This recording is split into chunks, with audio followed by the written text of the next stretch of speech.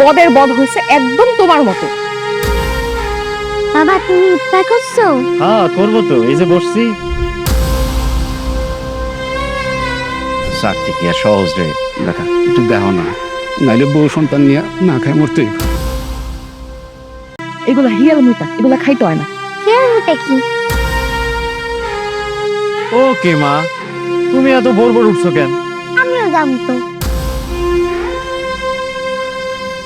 The number you have dialed is currently unavailable.